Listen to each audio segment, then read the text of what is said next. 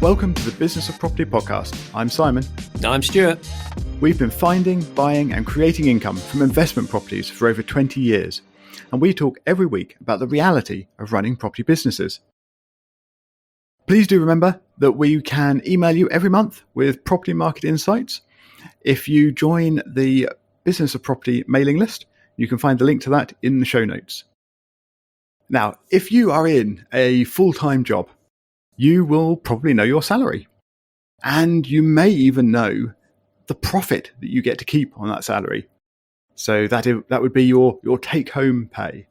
After you've given a bit to the good old HMRC, you get to keep most of your money. So maybe you're a 40% tax rate payer, and that might mean that you get to keep 60%, a bit more than 60% because of the tax-free allowance and things, of your salary.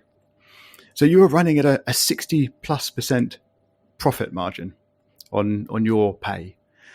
But if you want to replace your salary, you know what your take home is. And that might be, I don't know, for the sake of easy maths, let's say £5,000 a month. You're well paid, and that's what you're used to, and that's what you think you need to be comfortable. And you're used to the salary relating to that only being a little bit bigger because you only lose a little bit to the taxman.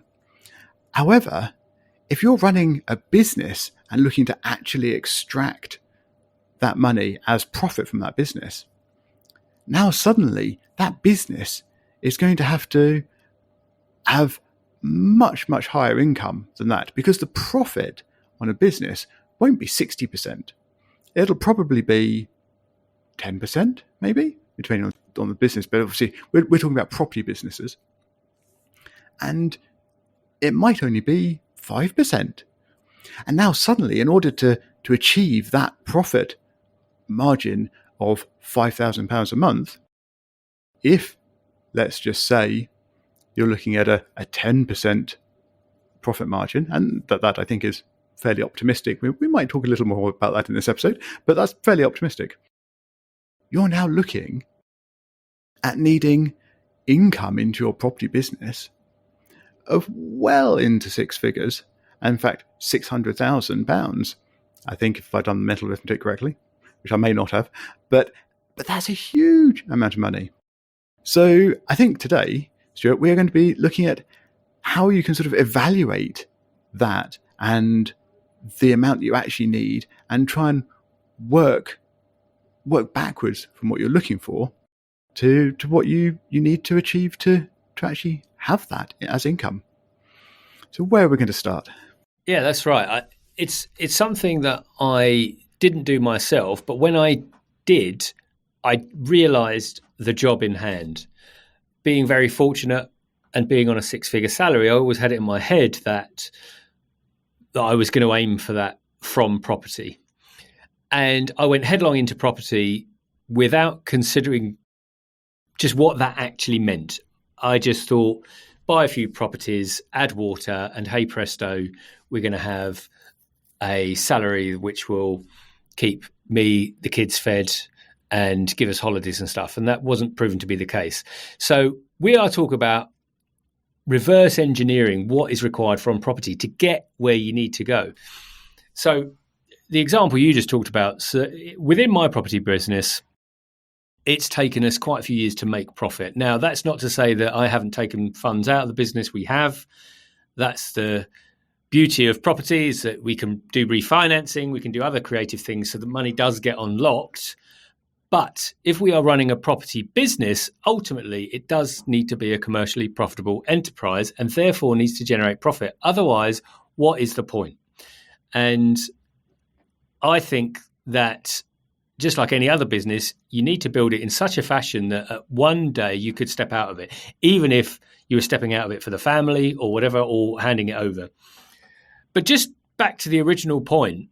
So when I think about what I needed a property business to do, now let's say, so my figure was a six-figure number, but if in the start I knew that my smallest number would be, let's say, 50k per annum, because that is what would pay the mortgage, pay the grocery bills, etc., then essentially I'm going to need somewhere between £4,000 and £4,500 net income per month. And that's the first bit of maths that I didn't do.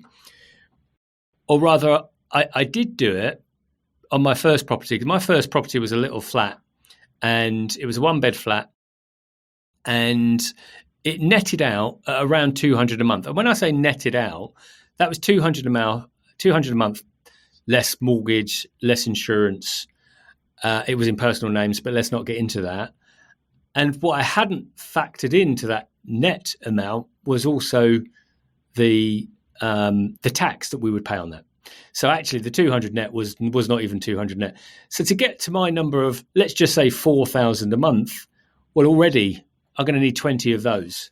And if they're 100,000 a pop, and I needed 25k a month, well, I'm not necessarily going to do the maths here, but let's just say we'd need a lot of money. So this is why, Simon, we were talking about the fact that it's very important to get very clear on the financial goal that we have, because it'll tell you what the job is at hand. Because we could do that. We could buy 20 one-bed flats, and your strategy is not flats, but it's properties that can take you there. That's definitely a longer burn. Or it could be a number of HMOs, which is the route I went down, because, of course, it doesn't take long to work out, well, actually, I need more income than that, so let's go down the multi-let route. So that was kind of the first step, is get really clear on what is the absolute number that I must achieve to make this business work for me. Yep. And I think you're right in so much as it can be a very different number for different people. So my sort of property plan, my portfolio, is not really intended to provide active income for my current life. It was always intended to be more of a sort of pension play. So at that point in life, the expectation is that you don't need quite as much money to actually live on. Maybe your mortgage is paid off, your children have moved out, and whatever else. So your living expenses are lower, and hence that was sort of the expectation that at that point that portfolio wouldn't need to provide quite as large an income. However, I do actually use some of the property portfolio income to live on currently. So rather than actually living on it, it is just sort of supporting life, or a part of life. So it can still be useful, even if it hasn't fully replaced what would be an otherwise salary. So if we know our salary, do we say, okay, this is the current salary and we want to replace all of it?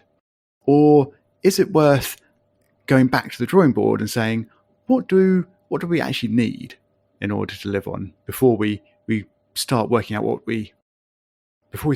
how we're going to produce that amount? Do you think it's worth doing that? Or do you think if you're going into business, you should really be aiming high and not trying to take a step backwards as part of it? I actually think it's both. I think that, and this is a drum that I've been beating recently, is that when we're going into business, we need to make sure our personal expenditure is as low as possible. It's the unsexy truth, but it's the truth, is that why build to the level you're at? Actually make sure that your outgoings are as low as they can be, because that makes everything easier. I wish that I had focused more time on that. But on the flip side of that coin, I also believe in trying to build something much, well, and this is me, this is just my personal experience, but for me, just trying to build something that just about gives us enough, or is just about doing enough, isn't how I'm wired. If I want to build something, I want to build something quite big. And as we've shared, my property business in terms of rent roll is pushing a very high six-figure turnover at the moment, and that I appreciate is a vanity metric, and I really truly believe that, because we could be turning over millions upon millions, but if there's zero profit in the business, it doesn't mean a thing. So for me, it's really just about having that big audacious goal to inspire us to go and do the things we want to do, because property, despite what social media tells us, isn't the glamorous thing. You've heard on this podcast the last couple of weeks, the glamour is driving to Dunelm or, putting your arm in a U-bed. There are things you get involved with that just isn't what the Instagram stories are going to tell you. But that is the nature of the business if you're going to build it. So I think you need something that's going to inspire yourself, even if that is just the inspiration comes from yourself about building something for future generations. My inspiration is going to be different to Simon's, it's going to be different to someone else's, and it's just finding what that is for you. So, but to answer the question, I think we need to do a bit of both, which is make sure our outgoings are as low as possible, but then also putting goals in place that surpass where it is we need to be. Because, if you set the bar really low, as I've heard in the past, what happens when you meet it? And that is why we aim higher. Go to the beach and have a rest, of course. Well, actually, I haven't said I don't like beaches personally, but anyway, that's another topic. So, okay, so we should try and sort of minimize our expenses before we work out what it is we actually need. And I think we could probably have a whole discussion on how you can go about minimizing household expenses and life expenses. And there are lots of things that everybody realizes. I mean, just don't buy a Starbucks coffee every day, for example. We'll save a surprising amount of money. But then there are less obvious things as well. And we could probably talk for a whole episode or more about it. So I don't think we're going to dig into that today. But do let us know if that's something you really think we should talk about. You can reach us show@thebusinessofproperty.com. But for today then, we're going to assume that we have worked out a sort of minimum amount that we really do need to hit. And maybe we have a higher goal as well that's above that will actually be our target for what we'd like to hit.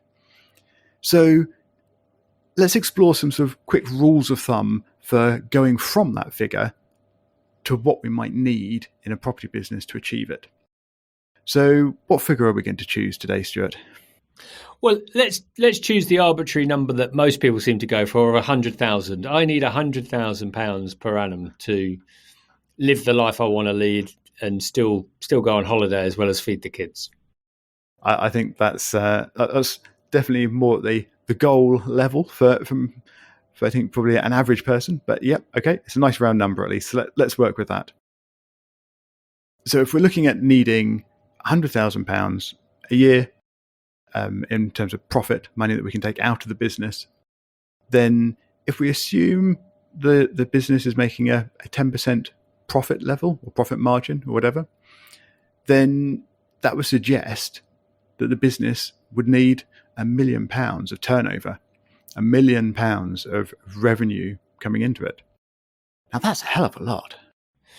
It is a lot of money. And for the interests of this exercise, we're not going to talk about salary. We're just talking about profit. But ultimately, what you really want to be doing if you're running this as a proper business is taking a salary before profit. So ultimately, we want our business to generate profit after we've taken our salary. But for the purposes of this exercise, just to really drive home the point of how big a business would need to be, we're just going to talk about this as if it were profit.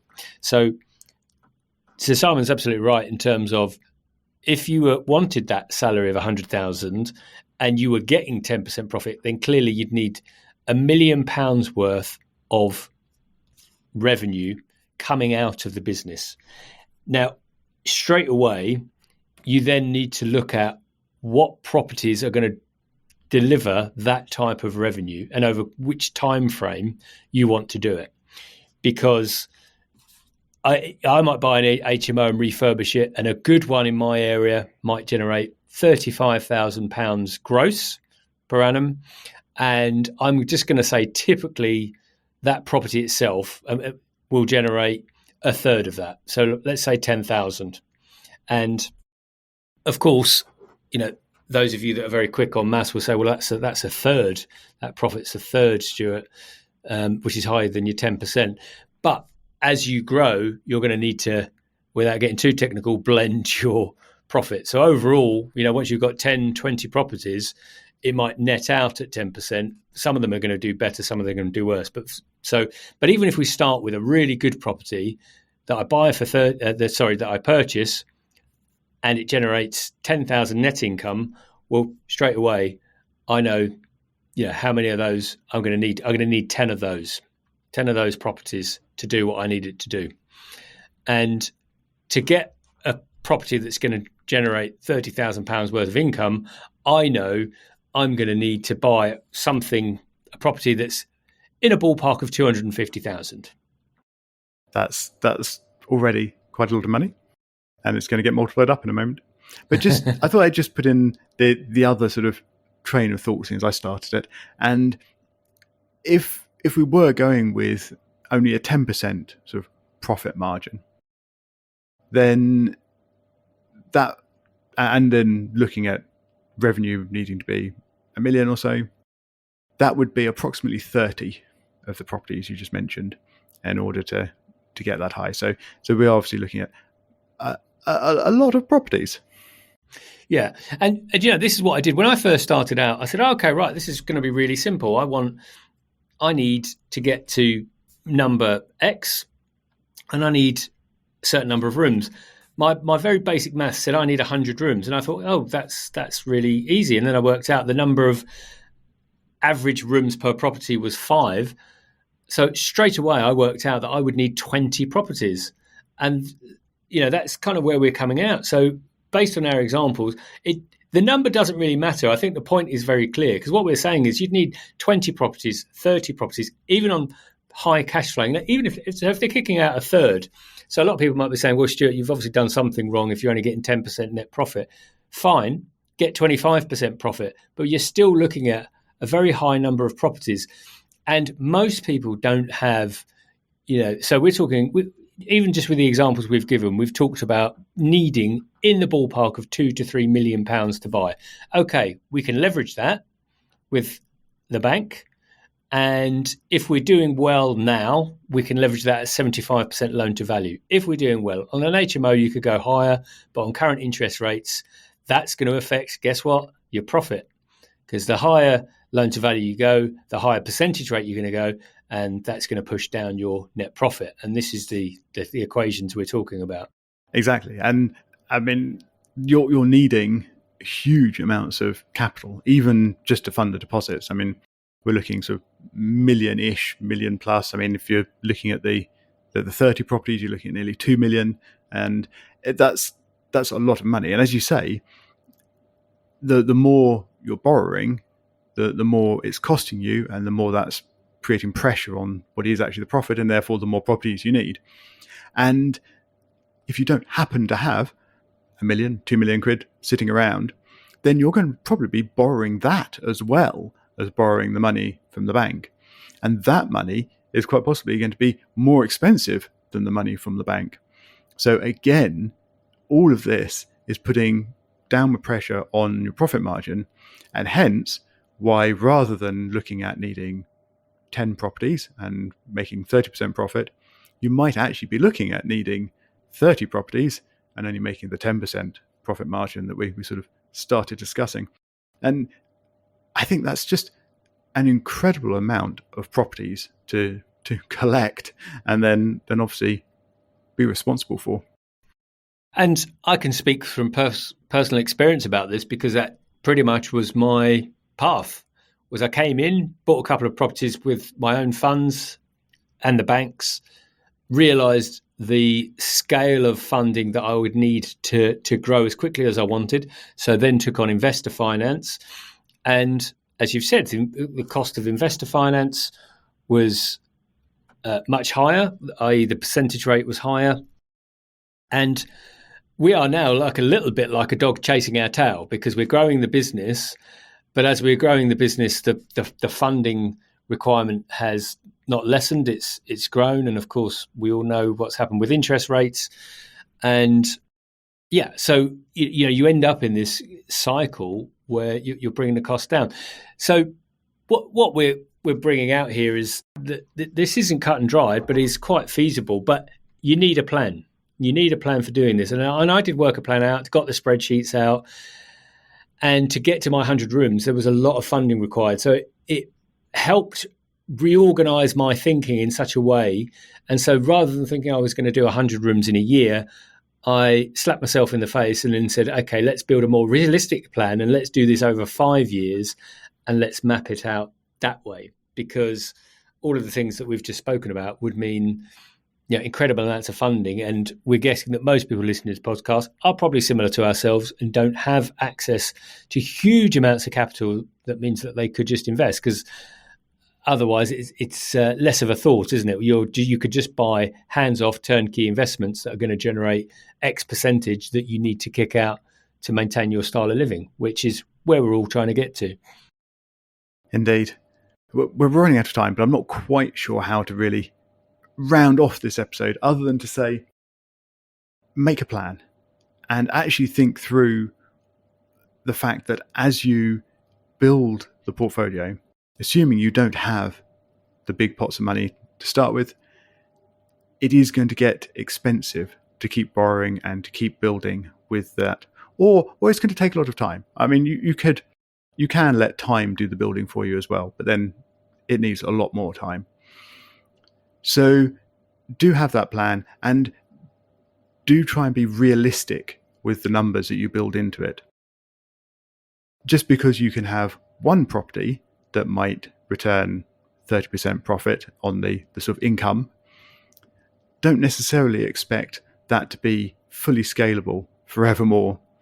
And there may be situations where you need to actually expect a bit less than that in order to have a reliable plan that isn't going to sort of cause unexpected issues along the way. So I think we'll finish it there. And we really would appreciate if you could pop into your podcast player of choice and leave us a quick rating, preferably 5 stars.